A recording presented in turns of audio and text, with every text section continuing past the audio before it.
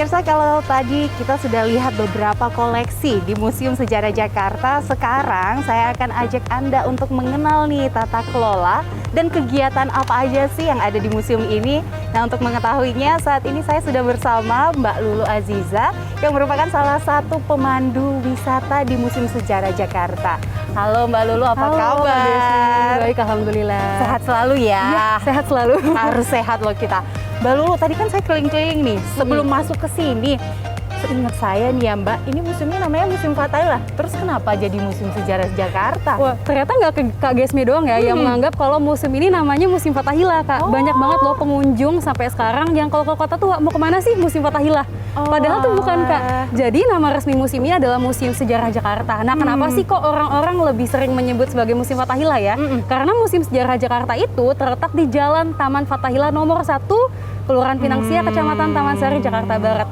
Mungkin oleh sebab itu orang-orang lebih sering menyebut museum ini sebagai Museum Fathahillah. Nah, Kak Gesmi pernah jalan-jalan ke depan nggak sih, Kak? Ke depan museum ini? Yang depan situ ya? Betul. Pernah sih. Kan itu ada lapangan ya, Kak ya? Lapangan luas yang sekarang itu namanya adalah Taman Fathahillah, Kak. Nah, dulunya itu adalah Stadhuisplein atau lapangan Balai Kota. Dan lapangan Balai Kota ini sekarang namanya adalah Taman Fathahillah. Oleh sebab itu, masyarakat lebih sering menyebut atau memanggil museum ini sebagai Museum Fathahillah, Kak. Nah, pemirsa, jadi jangan salah lagi. Yang di depan itu namanya Taman Fathahillah, tapi kalau museumnya namanya Museum Sejarah Jakarta. Mbak Lulu, ini kan kita lagi masa pandemi ya. Seperti apa sih kondisinya museum ini sendiri pada saat pandemi dan seperti apa pengaturan yang dilakukan oleh pengelola sendiri? Baik, kalau untuk pandemi ini kan ini udah berlangsung hampir 3 tahun ya, Kak, 2 tahun lah ya.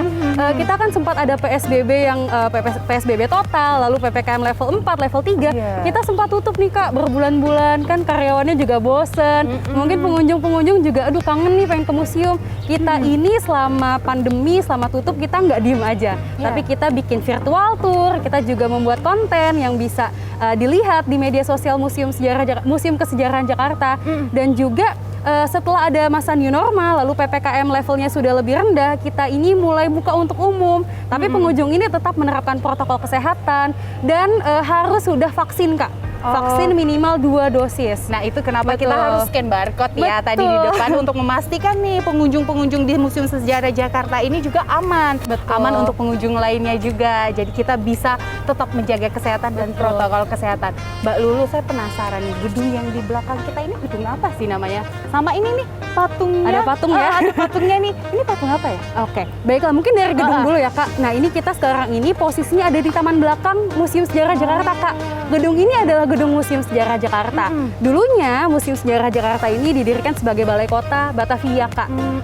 Jadi ini bukan Balai Kota pertama, melainkan Balai Kota ketiga. Jadi Balai Kota ketiga ini didirikan pada tanggal 25 Januari 1707 di bawah pemerintahan Johan van Horen. Lalu selesainya itu sekitar 1710, yaitu tanggal 10 Juli oleh Abraham van Riebeeck. Lalu gedung ini juga sempat beralih fungsi, Kak. Sewaktu masa kedudukan Jepang di sini, gedung ini beralih fungsi menjadi markas Dai Nippon Jepang. Lalu pada akhirnya tahun 1968 diambil alih oleh pemerintah kota Jakarta dan diperbaiki, lalu direnovasi, dan pada akhirnya diresmikanlah sebagai Museum Sejarah Jakarta tanggal 30 Maret 1974. Nah, sebentar lagi kita ulang tahun, Kak, yang ke-48 tahun. Wah, begitu. Bentar lagi nih pemirsa, kita nanti akan ucapin selamat ulang tahun buat Museum Sejarah Jakarta. Nah, kalau untuk patungnya, jadi patung Herme ini menurut Greek mythology merupakan dewa pembawa berita, dewa diplomasi, dan juga the guardian of pedestrian atau penjaga pejalan kaki. Awalnya bukan di sini, Kak, letaknya, tapi ada di Jembatan Harmoni. Begitu. Terus kenapa nih? Kenapa dipindahin ya? Jadi waktu itu, Kak, mungkin melihat kawasan Harmoni yang semakin ramai, apalagi patung Herme yang di sini tuh yang asli, Kak, dibangun dibuatnya itu pada tahun 1918-an oleh Jerman. Jadi saat itu perusahaan Jenny & Co di Jerman ini memberikan hadiah kepada Ratu Belanda berupa patung Herme untuk diletakkan di pemerintah kota Batavia saat itu, di mana pusatnya itu saat itu di Harmoni ya, karena itu kayak pusat kotanya di situ. Tapi ini yang asli nggak sih? Ini yang asli, Kak. Jadi kalau kita jalan-jalan ke Harmoni kan lihat Hermi yang lebih kecil itu replikanya. Justru ini yang asli loh pemirsa. Jadi langsung kalau mau foto nih langsung ke Museum Fathahillah. Betul. Mbak, pertanyaan terakhir. Nih, di mana sih koleksi yang paling banyak dikunjungi? Yang paling banyak para pengunjung tuh penasaran? Penasaran Iya. ya? Sebenarnya banyak banget sih, Kak. Kalau total koleksi di Museum Sejarah Jakarta itu ada 6.484 koleksi. Wow. Nah, itu total keseluruhan ya, Kak. Tapi banyak banget nih, Kak, pengunjung yang datang ke sini itu penasaran sama apanya sih? Penjara bawah tanah. Oke. Begitu. Di Nah, sebelah penjara mana bawah tanah ini tuh ada di penjara? sebelah situ tuh. Oh, ada yang di sebelah ngintip. situ. Oke. Pintunya agak ngintip sedikit di situ. Nah, selain itu kita juga ada lukisan, 3 lukisan mahakarya atau masterpiece. Salah satunya ada mural Haryadi, lalu ada lukisan Sultan Agung dan juga lukisan JJ Denis di lantai atas. Oke pemirsa, sepertinya setelah saya ngobrol-ngobrol dengan Mbak Lulu, nanti saya mau ajak kalian untuk melihat langsung penjaranya ya, Betul. penjara bawah tanah. Kalau gitu saya makasih banget sudah dijelasin banyak hal Mbak Lulu hari ini. Keren loh penjelasannya tentang sejarah dari Museum Sejarah Jakarta ini. Sehat-sehat selalu Mbak Lulu. Terima kasih, sehat-sehat selalu Kak Gesmi. Terima kasih. Selamat berkunjung. Ya, nah pemirsa jangan lupa untuk terapkan protokol kesehatan. Tapi sebelum saya ajak kalian jalan-jalan, kita saksikan dulu informasi yang berikut ini. Kasus tewasnya pasangan suami istri beserta bayinya yang 1 orang asisten rumah tangga di dalam kamar mandi rumah di Jalan Pulau Mas Barat, Pulau Gadung, Jakarta Timur masih terus diselidiki petugas kepolisian.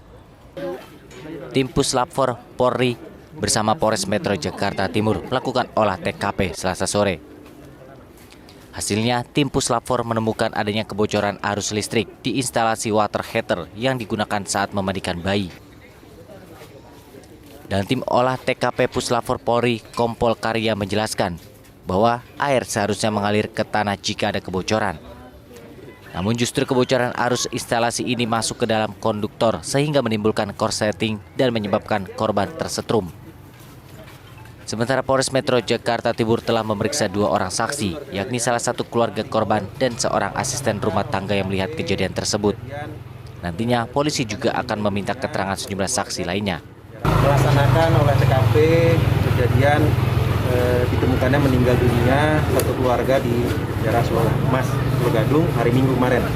Hari ini dari Puslapor telah datang untuk mengecek sumber dan bagaimana terjadinya konslet tersebut. Kita temukan ada arus bocor pada instalasi water heater, sehingga dari kebocoran itu dan kita temukan di situ ada instalasi grounding yang seharusnya diteruskan ke saluran untuk nge-ground ke tanah.